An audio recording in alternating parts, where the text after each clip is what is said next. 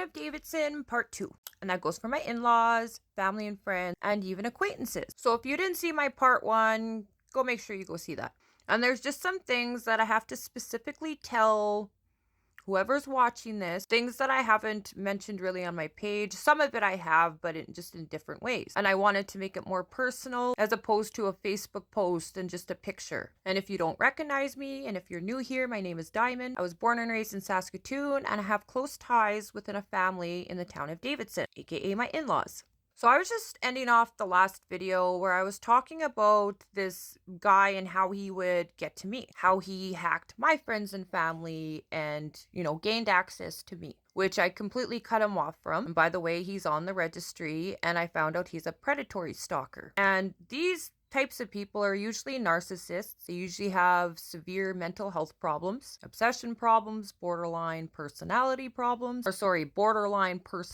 disorder. And the thing they hate the most is publicity and when they lose control. And since he has pretty much fuck all control on my end anyway, he's proven to me that he's not going to stop. So I'd be really stupid to sit here and not tell any of you guys this, like just to pretend that, this is not a problem, it'll just go away. Because that's what I did in 2019. And then last year I found out he hacked a whole bunch of my friends and family and almost came to my house to ambush me. And that's what predatory stalkers do. Their end goal is to ambush the target. And they typically, they want to move in secret. And so they aren't given away. So they don't tip off to the target as to what they're doing so they can get away with whatever they're doing. Whether that's him catfishing online or physically harming me. And I was just emphasizing about how hackers and scammers take over people's full accounts. Purposely, because it has credibility. There's posts, there's pictures, there's people commenting, there's likes, there's reactions, there's shares, there's stuff dating going way back. And that's exactly why this guy hacks people, because I wasn't adding random accounts. Like, he tried for years to catfish me, and then that's when he got the big idea to to hack my friends and family. That way he could gain whatever information he wanted and, do whatever he wanted to do. And before, I just thought he was just trying to be a creep. I didn't know he was trying to come to my house. I didn't know he was trying to harm me. Like I said, in order for him to hack my friends and family and even acquaintances, he had to hack their friends and family and acquaintances too. So if I've blocked off access, my close friends and family have blocked off access, my son, how else is this guy going to gain access? This is the question I ask myself all the time, and this is how I figure things out. This is how I've caught him behind so many things, and this is how I figure out his tactics. I can even predict his steps ahead before he even presents the signs. And I know deep down that he's webbed somehow in between the family, the in-laws, and people in the town of Davidson. But we have some advantages here. He didn't know about my husband's name until about 2021. And he might have known the family name, but he didn't know my husband's name. And around that time, I didn't have a whole lot of family or, extended friends or anybody else added to my list. Plus, my friends list was closed. So it's from that time period after that. We got to just pretend about 2021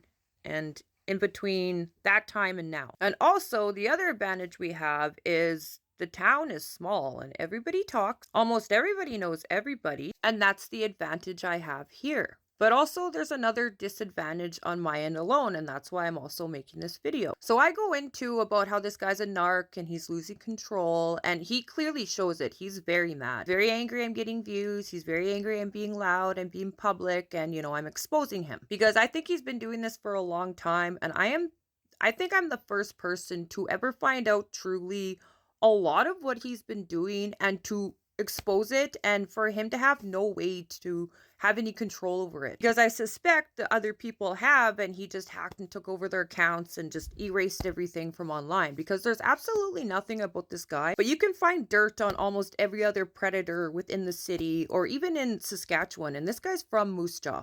So yeah, you have to hack a lot of accounts to do that. But since this guy is losing control, his best bet would be to go around and, try and ruin my reputation, try and gaslight people into thinking that this isn't a real problem, and especially from hacked accounts. And that's a good way to find out who's hacked within, the in-laws and friends and family in Davidson. Because every normal person that I've come across, every real person takes this situation seriously, and they've never gaslit it or said anything stupid like that. That's how he gives himself away when he hacks other people, and he doesn't think. So that's something to think about. But the point of predatory stalkers is to isolate the victim and not only manipulate them, but manipulate other people around them to make those people isolate them. So they don't have a support system, so they don't have people vouching for them, people believing them. They might plant seeds of like doubt in other people's heads about them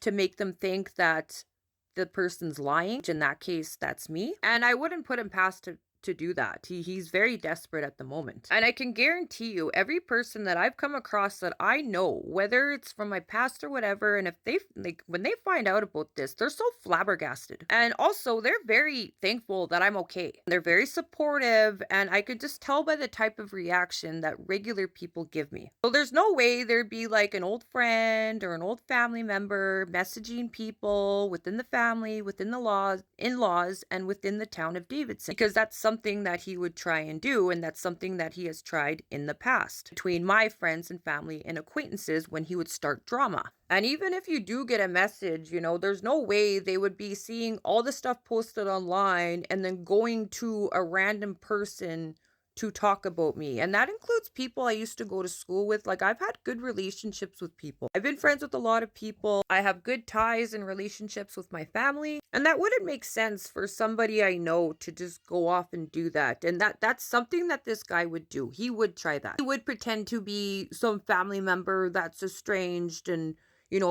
fill people's head with bullshit. And I can't emphasize more that he purposely takes over accounts so he looks credible. This is how he did it to me. He'll throw up pictures, he'll throw up pieces of information to make it look like and seem like he's that actual person. And if he was to pretend to be my friend or family, and like I said, a whole bunch of them were hacked, well, yeah, if he's throwing up pictures and stuff, of course, he hacked their accounts. He's gonna have all that stuff.